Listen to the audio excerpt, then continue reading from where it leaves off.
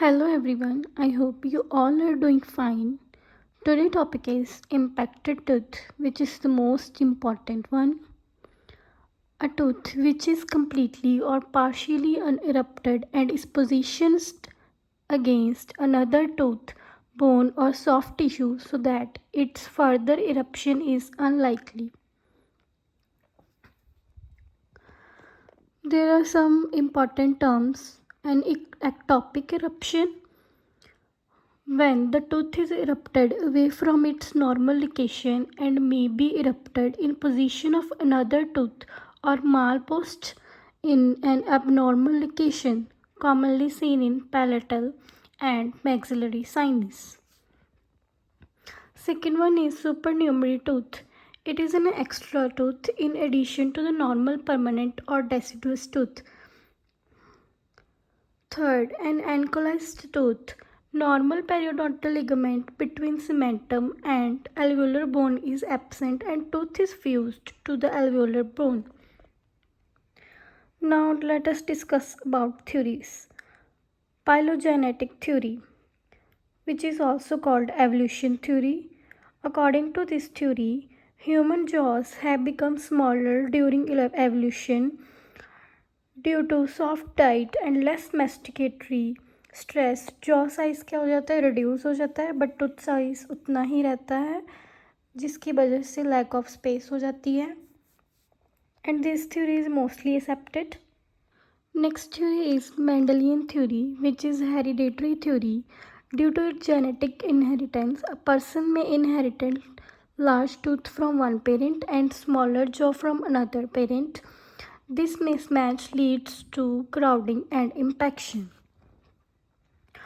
Next one is orthodontic theory. The normal growth of the jaw and movement of the tooth in a forward direction and anything interfering with such development will cause an impaction of tooth. Dense bone and many pathological conditions which can cause increased bone density and which retard forward growth of the mandible. Etiology. Due to the local cause, there is irregularity in the position and pressure of an adjacent tooth and the increased density of the overlying or surrounding bone. There is continued chronic infection with subsequent increase in density of the overlying mucous membrane. Lack of space due to underdevelopment jaw, prolonged retention or early loss of primary tooth. Acquired disease such as necrosis due to infection or abscess. The systemic causes are prenatal cause due to hereditary and postnatal cause due to ricket, anemia, congenital syphilis, tuberculosis, malnutrition. Rare condition like cleidocranial dystosis, cleft palate. Indication for the removal of an impacted tooth. What are the indications? Pericornitis, periodontal abscess, resorption of adjacent tooth. If there is a risk of resorption of adjacent tooth root, dental caries, periodontal diseases, for placement of dental prostheses, orthodontic reason, due to odontogenic cyst or tumor, infection of deep facial spaces. When pericornitis is associated with impacted tooth, infection lead into the deep facial spaces. In case of jaw fracture. What is pericornitis? It is an acute infection with associated inflammation of the gingival and soft tissue covering the crown of partially erupted impacted mandibular third molar and its associated follicle. The gingival tissue covering is called operculum.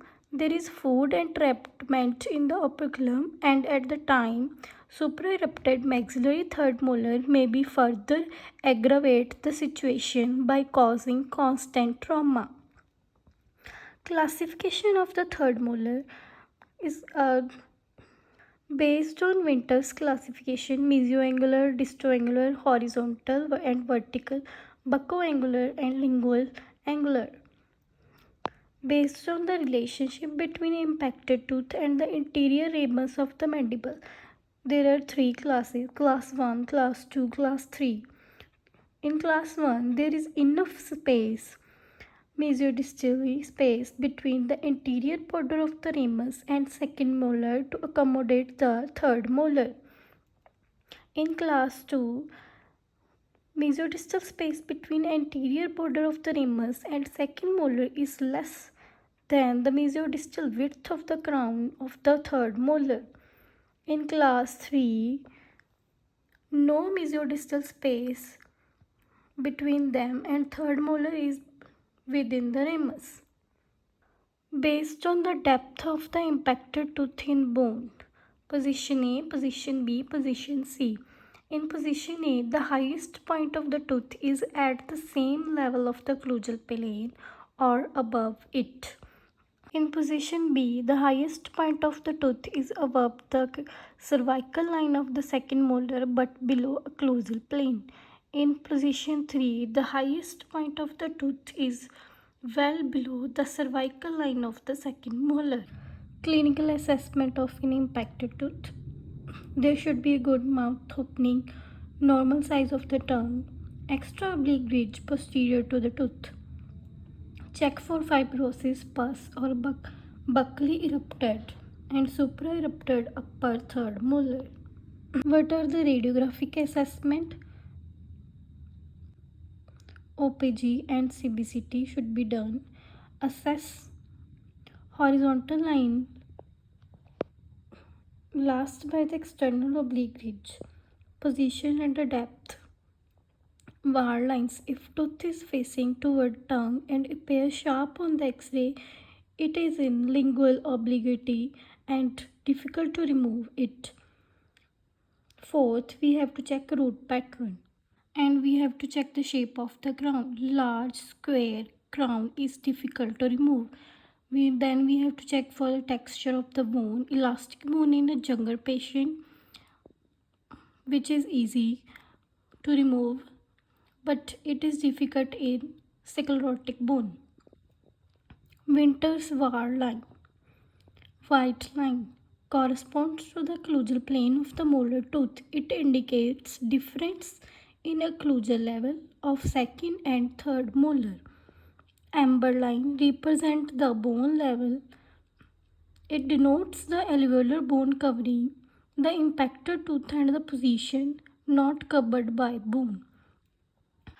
Red line, imaginary line perpendicular to the amber line to an imaginary point of the application of the elevator, which represent the depth of the tooth in bone and the amount of the bone to be removed. The root of the impacted lower third molar may be close to the mandibular canal, superimposed over the canal, or can be grooving the nerve. Lingual nerve often runs below or behind the third molars and contacts the periosteum over the lingual cortex at a sublingual level. Relationship of the inferior alveolar nerve to the roots of the third molar. There should be there can be darkening of the roots, deflection of the root, narrowing root and canal. Canal can be narrow, root can be narrow. Dark or bifid apex, diversion of the canal. Distoangular is the most difficult impaction case. Step in the removal of the impacted tooth. First, warts or modified warts incision. This is the incision which is called limb A. Anterior releasing incision should be begin from the vestibule upward towards midway of the cemento-enamel junction of the second molar at an angle. If third molar is in deep, this incision should be placed anterior to the second molar. Limb B. The incision is then continued in the gingival sulcus up to distal aspect of the third molar. Limb C. Distal releasing incision is started from the distal most point of the third molar across external oblique ridge into the buccal mucosa. This arm should be 2 cm long. Next step is deflection of the full thickness mucoperiosteal flap. The sharp point of the periosteal elevator is used carefully to elevate the flap, beginning at the point of the incision to the ascending of the ramus of the mandible posteriorly. First, we have to start to elevate the flap at the beginning of the point of the incision. Then it will move to posteriorly. Bone removal. What are the objectives? To expose crown, to remove the bone obstruction which obstruct the pathway for the removal of the tooth, to prepare fulcrum for the support of an elevator. Next step is tooth sectioning. If the tooth has been exposed but still resistant to the moderate force, tooth sectioning can be done. The tooth sectioned into pieces for easy delivery from the socket. The next step is irrigation and suturing. First, bone debris should be removed, then irrigate, then close it with suture. The incision should not be extended too far upward distal to avoid bleeding risk, postoperative trismus, and herniation of the buccal pad. Osteum versus chisel. Osteum is used in bone shaping and contouring. It has two cutting edges. Chisel, its working tip edge has bevel on one side, unlike osteum, which is bibeveled.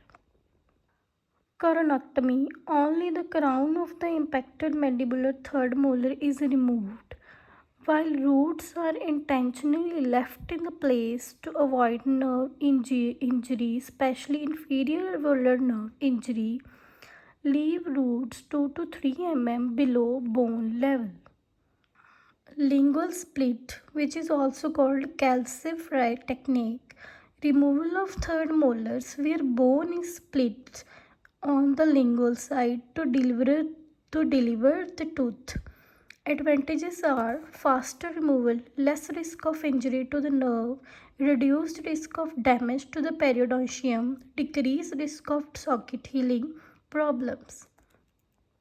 Drawbacks are risk of the damage to the lingual nerve, post-operative infection. What are the steps? First, we have to raise mucoperiosteal flap. Lingual nerve should be protected. Create purchase point with the use of chisel and mallet.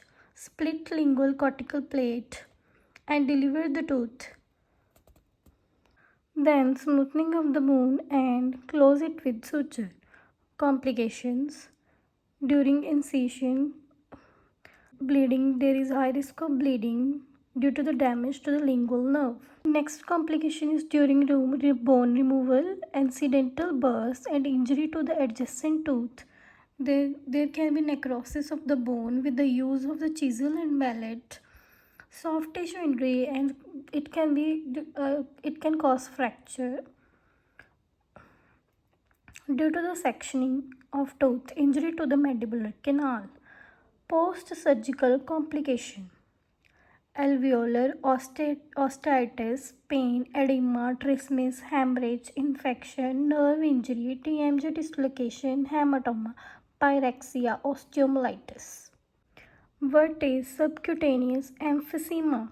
It is a condition in which air gets trapped in the subcutaneous tissue because of the air-driven high-speed handpiece and air syringes. Why trismus can occur due to the third molar extraction? Because of the prolonged mouth opening during extraction from the buccal side, the muscle tendon may be severed. It can lead to painful stimulus. Due to the muscle protection, trismus can occur. Extraction of distoangular impacted mandibular third molar can slippage into the lingual pouch, that is called lingual space. Complication of the maxillary impacted molar during extraction. Displacement of the tooth into the sinus. Orointral communication or fistula. Fracture of the maxillary tuberosity. There is a high risk of the bleeding, soft tissue injury and infection and trismus. What are the signs of tuberosity fracture? Loud crack, sound of the bone breaking, sudden loosening of the tooth and bone together with the segment still attached to the soft tissue. Bone comes away with the tooth during extraction, opening into maxillary sinus. Canines are the second most commonly impacted tooth after the maxillary third molar.